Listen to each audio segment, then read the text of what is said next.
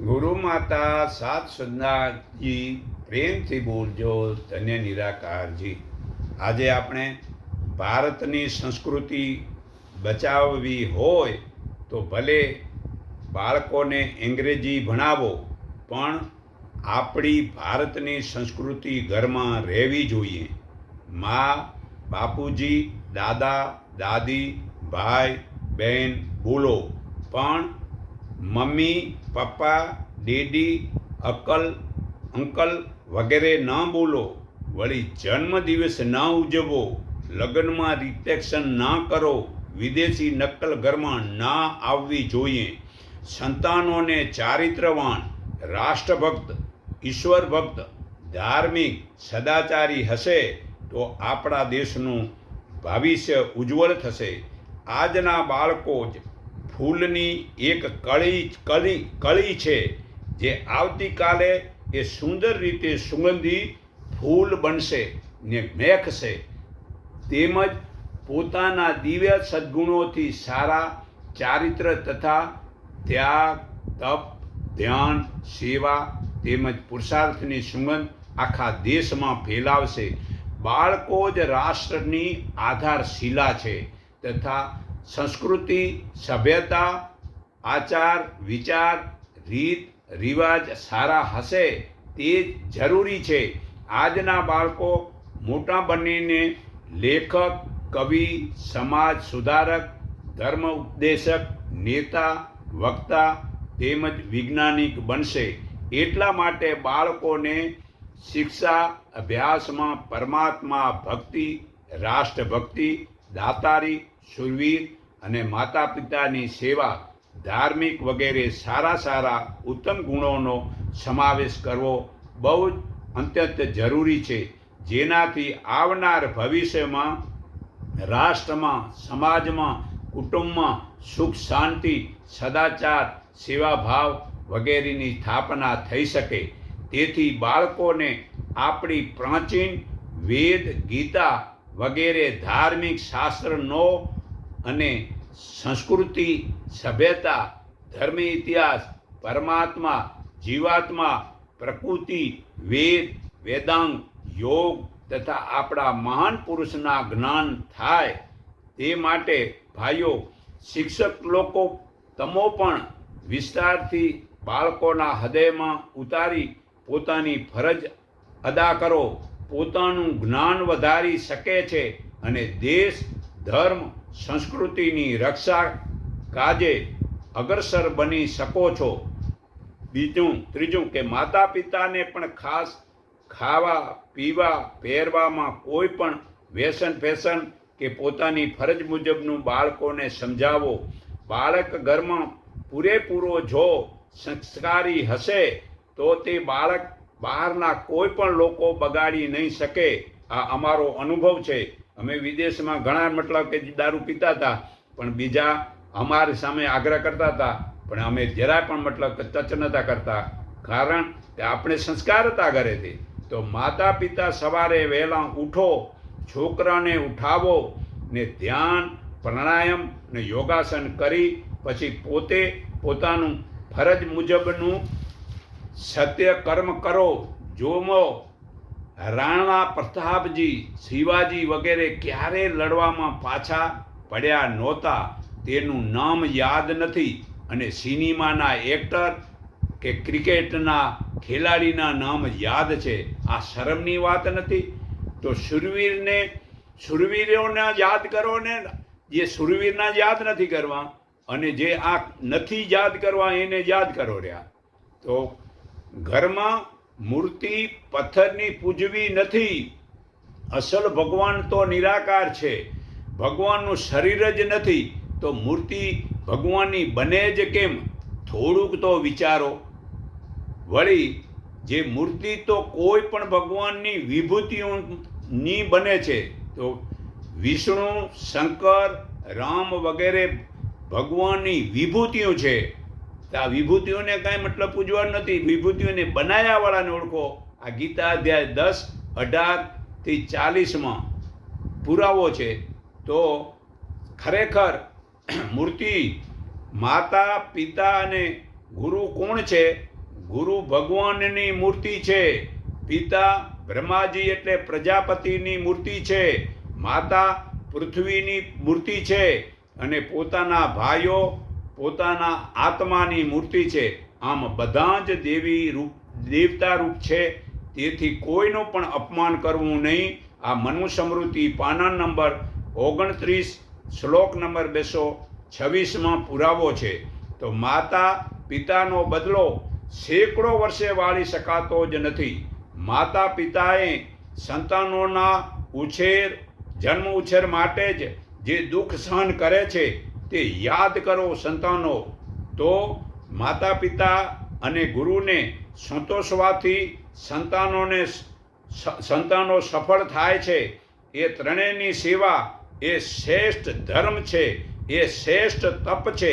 તેમની સંમતિ વિના બીજો ધર્મ આચરવો નહીં. એ ત્રણેયની સેવાથી બાળકો ત્રણેય લોકને જીતે છે અને પોતાના શરીરથી જ્ઞાન થઈ દેવની જેમ આમ સ્વર્ગમાં આનંદ ભોગવે છે. માતૃભક્તિથી આ લોકને, પિતૃભક્તિથી સ્વર્ગલોકને, અને ગુરુની ભક્તિથી મનુષ્ય ભગવાનમાં આમ ભળે છે. તેમની સેવા વિના બધું જ વ્યર્થ છે. જે માતા પિતા અને ગુરુ સિવાય જે કર્મકાંડ કરો છો જડ મૂર્તિના, તે નિષ્ફળ જાય છે. કાંઈ એક પૈસાનો ફાયદો થતો નથી. તે ત્રણેય જ્યાં સુધી જીવતા હોય, માતા પિતા ને ગુરુ જીવતા હોય ત્યાં સુધી બીજું કાંઈ જ ધર્માચરણ સ્વતંત્ર રીતે તેમની આજ્ઞા વિના કરવું જ નહીં. કેવળ તેમનું પ્રિય ને હિત કરવામાં જ તત્પર તૈયાર રહેવું. તેમને બધું જ જણાવવું. તેમની વિરોધ કર્યા વિના મન વચન અને શરીરથી જે પરલૌકિક તેમની આજ્ઞાથી પોતે આચરે તે મેં અમુક કર્યો છે એમ ભલે પાછળથી પણ તેમને જણાવું. આ મનુસ્મૃતિ પાના નંબર 39-40 અને શ્લોક નંબર 225 238 પુરાવો છે. તો પરમાત્મા એક જ છે. તે પરમાત્મા વડે આ સંસાર બને છે ને સંસારનું પાલન પરમાત્મા કરે છે. ત્રીજું, સંસારનો નાશ પરમાત્મા કરે છે. તે સંસારને જ્ઞાન પરમાત્મા આપે છે. તે સંસારને સારા ખરાબ કર્મનું ફળ પરમાત્મા આપે છે. તો આ પંચમહાભૂત પૃથ્વી, જળ, અગ્નિ, વાયુ ને આકાશ, આ માતા પિતા વડે યુગે યુગે શરીર નવું મળે છે. પરંતુ સૂક્ષ્મ શરીર પરમાત્માએ આ સૃષ્ટિમાં 1,96,08,53,117 વાર પહેલાં 5 જ્ઞાનેન્દ્રિયો ને 5 કર્મેન્દ્રિયો અને 5 ઇન્દ્રિયોના વિષય શબ્દ, સ્પર્શ, રૂપ, રસ ને ગંધ, અને 5 જ્ઞાનેન્દ્રિયો કાન, ચામડી, આંખ, જીભ અને નાક, 5 કર્મેન્દ્રિયો વાણી, હાથ, પગ, જીનેન્દ્રિય અને ગુંદા, ને 4 અંતકરણ એટલે મૂળ પ્રકૃતિ, સત્વ, રજસ અને તામસ, આ 3 ગુણવાળી માયા, બુદ્ધિ, અહંકાર અને મન, આ 19 તત્વ પરમાત્માએ જે શુદ્ધ આપેલા હતા, જે આ સૃષ્ટિની શરૂઆતમાં 1,96,08,53,117 વાર, તે આત્માએ ઈચ્છા, વેર, સુખ, દુઃખ, ચેતના, ધીરજ અને સ્થૂળ શરીરના આ 7 વિકારોથી ખરાબ કરી નાખ્યો છે. તે માટે જ્ઞાન માટે હિંસા, શરીરથી, મનથી અને વાણીથી કોઈની દુઃખ ન દેવું. કારણ કે હવે એ મેલું કરી નાખ્યું છે, તે માટે હવે આ જ્ઞાન જરૂરી છે. તો જ્ઞાન માટે પહેલું તો હિંસા ન કરવી, શરીરથી, મનથી, વાણીથી કોઈને દુઃખ ન દેવું. બીજું, ક્ષમાનો ભાવ. ત્રીજું, મન અને વાણીથી સરળતા. ચોથું, ગુરુ માતા પિતાની સેવા કરીને અંતકરણની શુદ્ધિ, મન બુદ્ધિની સ્થિરતા, ઇન્દ્રિયોની વિષયોમાં વેરા કરવો, અહંકાર છોડી મુક્ત થવું, જન્મ, મૃત્યુ અને વૃદ્ધાવસ્થાના રોગ, વ્યાધિ વગેરે પાપોને મૂળ કારણને સમજવું, ને આસક્તિ છોડવી, સ્ત્રીમાં પુત્રમાં, ભોજનમાં, કપડામાં, પુસ્તકમાં અને ઘરની આ તલ્લીનતા છોડી દેવી. એ જો આપણે સ્ત્રીમાં, પુત્રમાં, ભોજનમાં, કપડામાં, પુસ્તકમાં અને ઘરની આસક્તિ હશે તો જ્ઞાન નહીં થાય. તો અનુકૂળ અને પ્રતિકૂળ પ્રાપ્તિમાં ચિત્તને સમાન રાખવું, આશા વિના પરમાત્મામાં અસલક વધારે ભક્તિ કરવી ને એકાંતવાસમાં રહેવાનો સ્વભાવ રાખવો.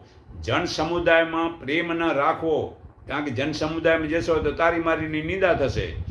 તો અધ્યાત્મ જ્ઞાનનો નિત્ય મનન કરવું તથા તત્વજ્ઞાનના અર્થમાં સર્વત્ર પરમાત્માને જોવા, આ બધું જ્ઞાન છે. અને તેનાથી જુદું છે તે અજ્ઞાન છે. તે અજ્ઞાન છે છતાં તે અજ્ઞાનને છોડતા જ નથી કે જડ મૂર્તિ પૂજવાનું. જે જાણ્યા યોગ્ય જે છે અને જાણી મનુષ્ય મોક્ષ પામે છે તે પરમાત્મા છે અને અનાદિ પરબ્રહ્મ છે. તેને સર્વ તરફ હાથ, પગ, નેત્રો, મસ્તક, મુખ અને કાન છે. તે આ લોકમાં સર્વને વ્યાપીને તે રહે છે. તે પરમાત્મા ભૂતોની બહાર અને અંદર પણ છે. તેમજ થાવર એટલે કે ઝાડપાનને કહેવાય, તેમાં પણ પરમાત્મા છે. અને જંગમ જે આમ પાંખે ઉડે કે પગે ચાલે તેને જંગમ કહેવાય છે, તેમાં પણ પરમાત્મા છે. તે સૂક્ષ્મ હોવાથી દેખાતા નથી. તે દૂરમાં આમ દૂર રહેલા છે અને પાસેમાં પણ પાસે છે. તે સર્વના હૃદયમાં રહેલા છે. આ ગીતા અધ્યાય 13 શ્લોક 6 થી 16 પુરાવો છે. તે જીવનું જીવન જે પ્રાણ છે, ગર્ભ ધારણ પહેલેથી પછીનો જે વિકાસથી ઘણા બંધનોમાં રહેલો જીવ સાક્ષી રૂપે આત્મા છે. અને જે દેખાય છે તે જડ વસ્તુ માયા પ્રકૃતિ છે. સર્વે શક્તિમાન નિરાકાર સનાતન પરમાત્મા છે. એ વ્યાપક છે. આ ગીતા અધ્યાય 3 શ્લોક 15 પુરાવો છે. તે પરમાત્મા સૂક્ષ્મ છે, તેથી દેખાતા નથી. તે 14 બ્રહ્માંડમાં મારો વાલો આમ ઠસો ઠસ ભરેલ છે, કારણ કે એને હલવાની જગ્યા નથી. તે વળી હજરા હજુર છે, તેને જવાની જગા પણ નથી. તે પરમાત્માને અનેકને ઓળખો. તે પરમાત્મા એકને જ બધા ઓળખો, એકને જ માનો અને એક સંગઠીન બનો. કર્મ પોતાનું છોડીને બીજાના કર્મથી પ્રેમ થાય છે. જો કર્મ પોતાનું છોડીને બીજાનું કર્મ ન કરો તેનાથી પ્રેત થાય છે. આ મનુસ્મૃતિ પાના નંબર 290-91. તો મતલબ કે જે સ્ત્રીનું ખાસ કર્તવ્ય હંમેશા આનંદમાં રહેવું, ઘરકામ કરવું અને ઘરને સ્વચ્છ રાખવું ને છૂટે હાથે ખર્ચ ન કરવું, આ સ્ત્રીનું ખાસ ધર્મ છે. મનુસ્મૃતિ પાના નંબર 150 પુરાવો છે. તો સ્ત્રીઓને ક્યારે પણ મતલબ ધન ન કમાવું. સ્ત્રીઓ જો ધન કમાઈને આવશે તો ઘરમાં મતલબ પાપ વધી જશે. તો વળી ગંગા કે કુરુક્ષેત્રની યાત્રા જરૂર નથી. પરમાત્મા તારા હૃદયમાં જ રહ્યા છે.